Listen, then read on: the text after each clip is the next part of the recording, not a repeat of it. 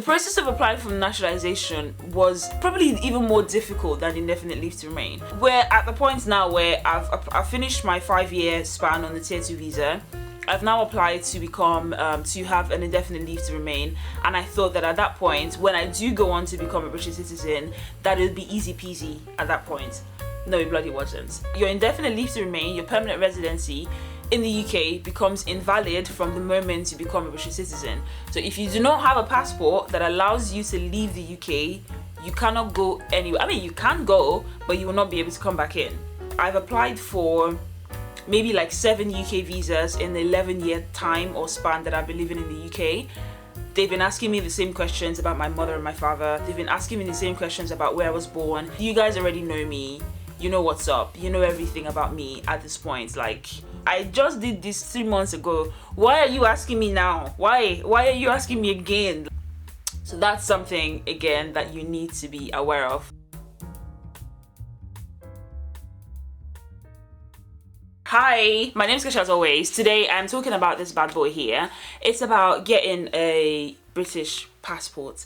And I feel like there are lots of people who have been moving into the UK. The UK had like an immigration little spike. The UK population could grow by almost 5 million over the next decade because of net migration. The Office for National Statistics projects the rise to 72.5 million people will be driven almost entirely by the number of people arriving and leaving the country over the next decade. Now, I think there's probably going to be a bit of a drought again because the government obviously knows how to manage these things. But recently, lots of people have moved into the UK. That means lots of people will be becoming British citizens in the next 5, 6, 7, 8, 9, 10 years. So I wanted to talk about the process of getting a British passport and so many things as part of the passport application that I literally wished somebody told me because I ran into so many different issues. So we're going to run through the process very quickly. The first thing is, it depends on the different routes that you use to apply for British passports. I went through the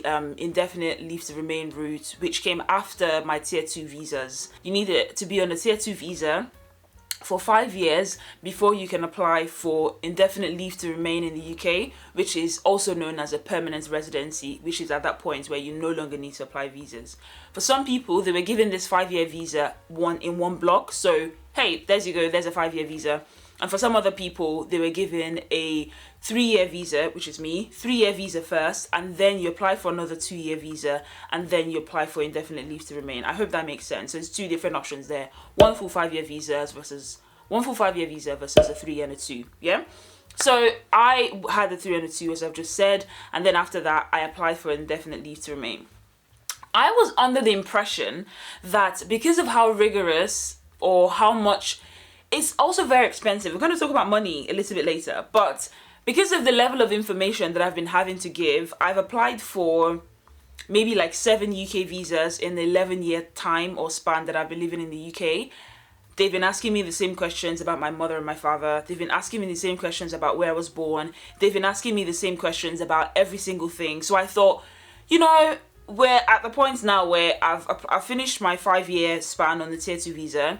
I've now applied to become, to have an indefinite leave to remain, and I thought that at that point, when I do go on to become a British citizen, that it would be easy peasy at that point. No, it bloody wasn't. Anyway, so on the ILR application, which is your indefinite leave to remain application, you basically get asked a lot of questions. I think it's like a typical UK visa application. Honestly, it didn't feel any different. And the one thing that I had to do, and I have a video up where I was talking about practicing for my life in the UK test. So not everybody has this, because I realized I had a colleague who actually was from, I think it was Cyprus, who only needed to do life in UK tests when he was trying to become a British citizen, which wasn't the case for me. So for me, I had to do it as part of my indefinite leave to remain application. So I did the life in the UK tests, and luckily I passed that first time as well. And after the life in the UK test, I applied for indefinite leave to remain, and then I got that. The indefinite leave to remain lasts for a lifetime. However, you can only apply to become a British citizen after 12 months of having the indefinite leave to remain. I know some people actually, someone who I think had it for 8 months, a friend was telling me, and he got impatient and he just applied for the British passport and he got it. I don't know how, maybe that works. I didn't want to push my luck, so I just waited until until the time was done, and then I applied. So then by the time I was applying for naturalization, honestly, I was like, okay, that's fine. Naturalization is the word for when you're actually becoming a citizen of a country by other than by birth, actually, I think, but you can, Google that. But so after staying on the indefinite leave to remain, aka permanent residency, for 12 months, then I applied for naturalization, which was the next step, and I applied for naturalization pretty much straight after. And the funny thing is, the process of applying for naturalization was probably even more difficult than indefinite leave to remain. And I was just like, okay, I've already applied for the permanent residency, right? You guys already know me. You know what's up. You know everything about me at this point. Like, what are you, like, there's nothing new under the sun, right? I'm still the same person. Nothing much has changed, right? There's some things in your life that won't change, like, who are your parents? And I keep referring to that because they keep asking the same bloody questions about your parents, but I was just like, okay. And then by the time I applied for naturalization, you have to get a referee. And this was something that I wasn't ready for. I was just like, oh, so you have to get 2 people who have to be able to vouch for you in a way. So there's a form that they have to sign. 2 of those people, one of them has to be somebody of a recognized profession, which I think is not too difficult to get, again, depending on the people that you move around. But to be fair, not everybody has friends or family who have this caliber of people who are also British citizens. So I'm just like, how would other people manage, right? So I was quite lucky. I have friends who are British. 2 referees. One of the referees has to be somebody who is from recognized profession, as I just said. My friend who is he's a member of the Royal Society of Chemistry, so he used that, and then because it's a part of a professional body, that was something that qualified. And then other than that, the other person must be a British citizen, but they can be anybody, any bloke, down from down the road. Like it can be anybody. But they have to provide, they have to sign, there's a referee details, email, all of that. I don't know if they actually contacted them. Maybe they did, but I had to provide email, phone number, their job title, address, all this kind of stuff. So after doing that, so 2 referees, right? So I had 2 referees, I gave them 2 referees, and then they finally accepted the naturalization process. It took me, they said it normally takes around 6 months for the for the naturalization to be processed, right? Maybe about 4 months. So it took me 4 months instead of the 6 months. For some people it takes less. I know some people that have said it's taken about a month. I wasn't that person. For me it took 4 months. I wasn't aware. I literally didn't know that you needed referees. I had no idea. And also the specificity of what type of referees that they have to be. They can't just be anybody. They have to be British. One of them has to have this profession and this and this and that. And I was just like, okay, I didn't pay anybody to do my naturalization application for me. I did it myself. I also should say my permanent residency, I did pay someone to do it for me, a lawyer, but I was quite fortunate because my employer was doing that for me, so I didn't need to do anything separate. So my employer did and paid all of that for me. I feel like the gov.uk website, I can't say this enough, is easily one of the easiest websites to navigate and do applications. It's super obvious where to start. It's if you're fairly just conversant with technology, you don't even need to be tech savvy. The website is super easy to navigate. So if you don't have the money to pay a lawyer, big shot lawyer to do it or anything, just definitely do it yourself. It's super easy. So just wanted to say that on naturalization, I did it myself, everything. By the time the naturalization was then successful, it came in December that it was successful.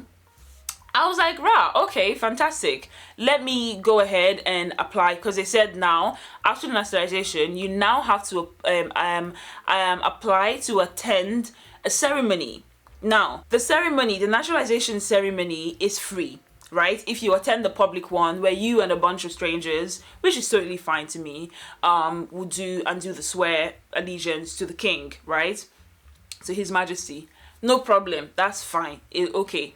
The problem is, the next appointment for me to get that was like in February, right? So it's in 3 months. 3 months, that's like, it's a while, right? Considering that if this is something that you want to get done and have it over and done with, right?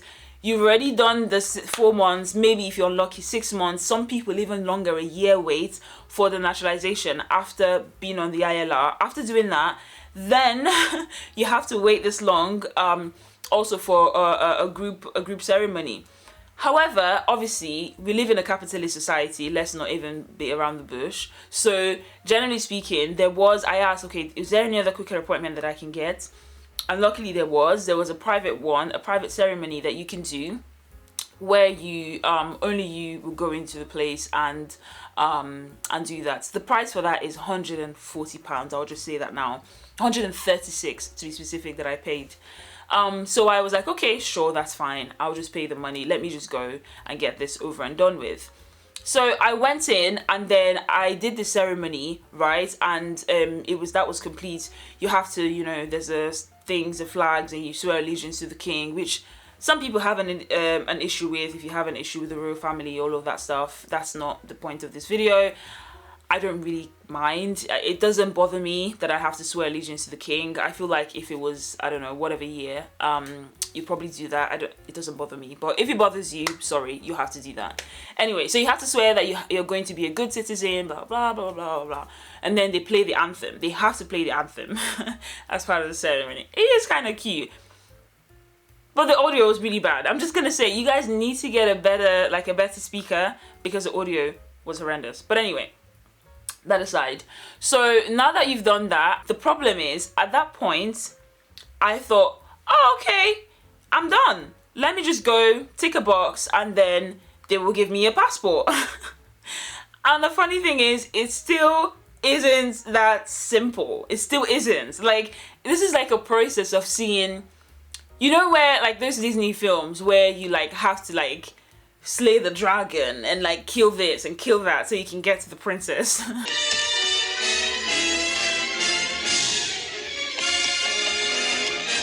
No, it cannot be!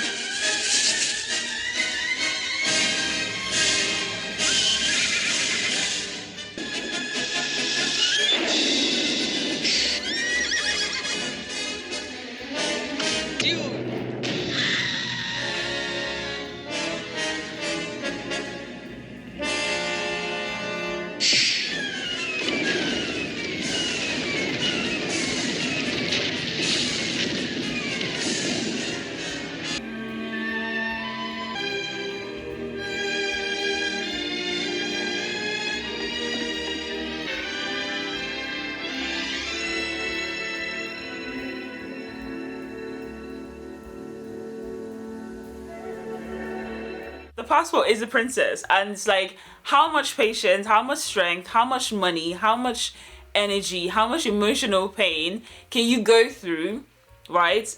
And then still be like, yeah, sure, I'll have that. So at the end of the ceremony was when I realized that actually, if you become a British citizen, this was what they told me, if you become a British citizen, you literally cannot leave the country if you don't have a passport. So you have, like, if you don't have a nationality of a passport that allows free entry in and out of the UK. I did not, right? So what I mean is that the moment you become a British citizen, you are now officially a citizen after the ceremony, but you don't have any physical or documentation identity that says, I am a British citizen. Your naturalisation certificate apparently doesn't count for that, especially when it comes to travelling. The only recognised travel document is passports, right? So far as I know. So you don't have any documentation outside of the UK that can say, hey, I'm British, so give me this. Do you get what I'm saying? So at that point, my indefinite leave to remain became invalid, which was very interesting. Like, it's such a mind. We're like, yeah, your indefinite leave to remain, your permanent residency in the UK becomes invalid from the moment you become a British citizen. So if you do not have a passport that allows you to leave the UK, you cannot go anywhere. I mean, you can go, but you will not be able to come back in. And that was a problem that I ran into that I did not know that you needed to be aware of. So if you need to travel, if you need to XYZ, didn't even think of it. I just thought, oh yeah, it's just another passport. Like, it's not just another passport, but like, it's fine. Like, I have my Nigerian passport, so I can use that as and when. Turns out that's not the case, right? So I then that was where there was a lot of issues, and I don't really want to go into the details of what happened there of like, it was just honestly a massive mess. But I think I really wanted to make this video because I wasn't aware. It took me by complete surprise that if you become I'm saying this so many times, so if you become a British citizen, your visas, indefinite leave to remains, all of that stuff becomes invalid because you're now British. However, until you have your passport, you have no proof of the fact that you are British, so you're kind of in a bit of a weird situation. And now to the final dragon that I had to slay. Actually then going into the passport office, not the passport office, sorry, the post office. You can also do the application online, but I wanted to do the application in the post office just so I had somebody else that had done it. I just didn't want to, there was so much going on, honestly, and there has been so much going on. I just didn't want to have to figure that bit out myself. But it's super easy. I had to do it. Literally, most of the application, because they do it in the post office, and I did a digital one. You also have a paper copy of the application that you can do, but I did the digital one. I was basically filling out all the information online, like myself, so I could have just done it at home, but I just wanted to make sure that it was right. So yeah, by the time I then did the passport, I went into the post office to do the passport application. Guess what these people are now asking me for again? A referee. And I'm like, what do you people want to use a referee to do again? I've given you people all I have. Is it not enough? Is it not okay? Anyway, they were asking for referees, and I had to get a referee. Two people? No, one person who has to claim that they know me, they've seen me, that the person that I am is who I say I am, and that I'm not lying, all of that stuff. And they have to, again, be a member of a professional body. I'm like, I just did this stuff. I just did it. I just did this 3 months ago. Why are you asking me now? Why are you asking me again? Like, it was so infuriating. Honestly, it was so infuriating. But after doing that, I think other than that bit of the application that just took me again out by surprise, the rest of it is pretty straightforward. You have to give in any other nationality passport that you have, which was again something that I didn't know. When you're applying for a British passport, if you have a dual nationality, you have to hand in the full physical passport from your other nationality. So yet again, in that time of your passport application, you basically are not allowed to leave the country. Which for some people, if you're not a frequent traveler like me, it's not an issue, but you just have to be mindful that if you don't have any urgencies, you don't have anything, any holiday, anything like that, which was again not the case for me, that you can't leave the country. So that was the final thing that completely took me by surprise, and I think it's very worthwhile knowing that when you're doing your application, just not just the timelines, just be aware of the information that you have to give, the people that you have to get to referee to sign for you and things like that, but also the amount of documentation that you had to give. I think I also gave my birth certificate as part of my application, as well as my naturalization certificate, as well as my other passport. So just something to be aware of that I think a lot of people don't know. After all of the struggle, all of the difficulties, by God's grace, thankfully, I do have the passport at the moment. It took a really long time. It's been a really, really long process, but I'm going to do a different video all about that. But I just wanted to be all about the process. I'm running out of battery, but I did say I was going to talk about money. The ILR costs about 2K. The naturalization process costs about 1,300 and 1,500, just up the ballpark figure. The passport application cost about £100. That's because I did it in the post office. I think on my own it probably cost about 80 to 90 or something, about £80. Then my private ceremony cost £136, which I already mentioned. So that's something, again, that you need to be aware of. It's very expensive. It's a mentally draining process, honestly, because it's just like, oh my god. But it's literally been mentally draining. But I'm so grateful to God that that's something that has happened, and it's a big deal, and it's not something that I take for granted at all in any way, shape or form. So yeah, that's that. But hopefully this has helped somebody.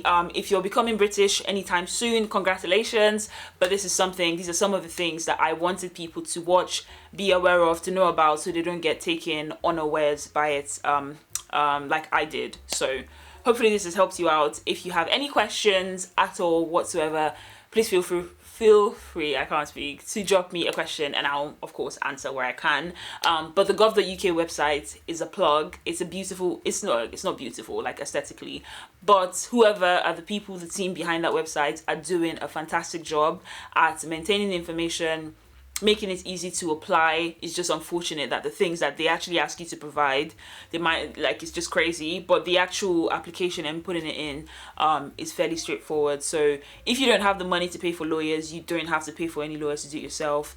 As long as you've been on the straight, you don't really have any issues, generally speaking, which I didn't, then there was no difficulty or there was no issues in actually applying for things.